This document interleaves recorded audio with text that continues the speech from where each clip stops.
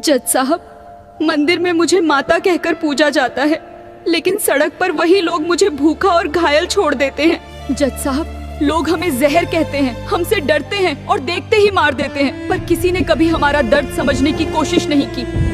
जज साहब, हमारे जंगल काट दिए गए, हमारे घर उजाड़ दिए गए और हमारे दांतों के लिए हमें मार दिया जाता है। क्या जीना हमारा अधिकार नहीं?